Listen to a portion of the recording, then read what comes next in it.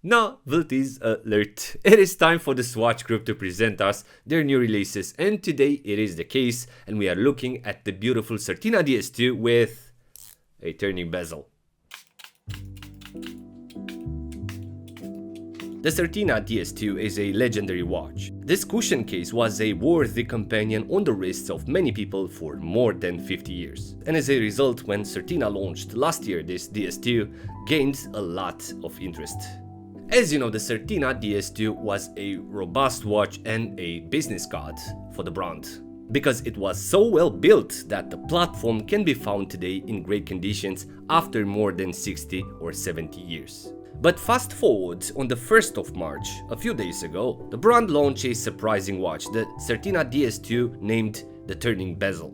This was an evolution of the cushioned DS-2 platform, which was created across years in multiple colors and complications. So in front of us we have 3 buttons, 3 pouches, which contains 3 combos, 2 metallic versions and a titanium one. This DS-2 Turning Bezel is part of the Heritage Collection, meaning that has a predecessor, precisely the DS-2 PH200M, released in 1974. We can spot the similarities of the markers, the hands, the bezel filled with numerals and the cushion type of the case. So the brand reimagined the DS-2 diver, naming it the Turning Bezel, crafted with modern finishings and offered in different colors, reminding me of the Certina DS PH200M, having a similar aluminum bezel.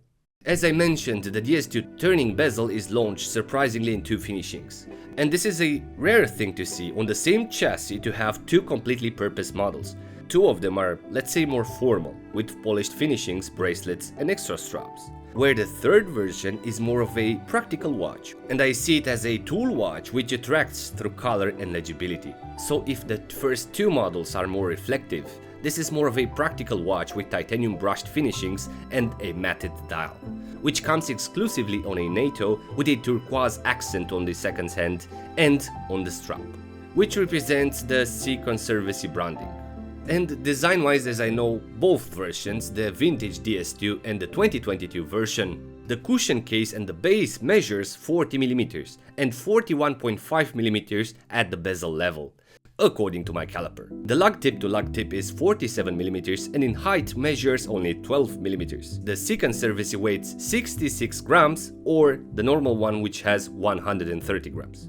The bezel has an aluminium insert with a lume pip and 60 clicks, a sapphire crystal, 200 meters water resistance and Swiss Superluminova markers. Inside we have the Powermatic 8611 with an open case back in both contexts. The differentiator is that the Sea Conservancy model has the logo printed on the inner window of the back case. The specs are known: an Evachrome balance spring with 80 hours power reserve. The sapphire crystal design is different than the standard DS-2, which has a box crystal as the original one. The diver has a flat and a domed sapphire which sits at the bezel level. So a trade-off here between the vintage appeal of a diver with a box crystal and the practicality of a thin diver on the wrist. The dials, I see them alongside the cases and the bracelets among my preferred elements. I love both the Phiu Sunburst dials. One is created in dark grey and one in cold blue. The anthracite grey dial starts from black on the edges, changing its tone on grey towards the center, everything being complemented by the highly polished elements. The blue version starts from a dark inkish blue bezel that continues towards an electric blue on the middle of the same dial layout with the same highly polished accents. The lume is also good, which is typical for the brand. Swiss Superluminova, my favorite color. Not extremely bright when charged, but definitely long-lasting. The divers are coming on the same metallic accents layout, with a highlight on the logo as well as on the DS-2 label, which works very well with the highly polished minute markers, the hands and the date window. Very interesting to follow the rhythm of the metallic elements. They are multifaceted. The date window is composed from 3 facets as well as the metallic markers. The baton hands are as well faceted in 3 angles, with the centered one filled with lume. And super cool how the highly reflective polish accents are made. They communicate chromatically very well with the rest of the metallic accents, even the bezel. As combos, the blue and the grey dial are coming exclusively on a bracelet, but they have extra straps as well. The blue one comes with a brown leather strap, where the black bezel has a Tide Ocean strap as extra, both comfortable straps. And as identity, the cushion design follows the generic guidelines of the original one, On the side we have the arched profile with a brushed finishing. And then between the lugs, I love how the H bracelet closes the tonneau volume of the case, and then how the case facets continues the polished finish towards the bracelet. And I find super cool the H bracelet and the way the volume of the cushion is continued by the tapered bracelet. If you don't know, the bracelet is faithful to the original DS2 with the iconic H links and brushed middle links. The actual one has a taper from 20mm towards 17mm, the bracelet being closed by a butterfly clasp. I do love the vintage inspired bracelets, and I wish Certina can make bracelets for every heritage models. On the wrist, the tonneau shape of the case has a reduced height of 47mm, continued by a super comfortable bracelet. And as a result, the watch stays flat on the wrist, it's not heavy, and I also love how the bracelet is visible on the top and on the bottom. I really like the H design. On the strap combos, they look good as well, keeping the same robustness of a diver with the elegance of the DS2, plus the comfort of the straps, keeping the case volume close to the wrist and flat. Now the DS2 Turning Bezel second service is a different beast, as I was mentioning. It is purposed to be a less sober watch, tailored more for active and practical people, but for the younger audiences as well, due to the colored accents and the reduced weight. The watch has a fully brushed case made from titanium, and believe it or not, this watch on the strap combo weighs only 66 grams, I believe I mentioned earlier. Anyway, it's almost 3 times less weighty than a Submariner. The second service has the same functions as the formal ones. The same bezel action, the same dial layout, but the dial differs. This one is fully matted, without any reflective surfaces, which are decorated with the highly polished markers and hands, but with a bit of accent on the matted colored second hand.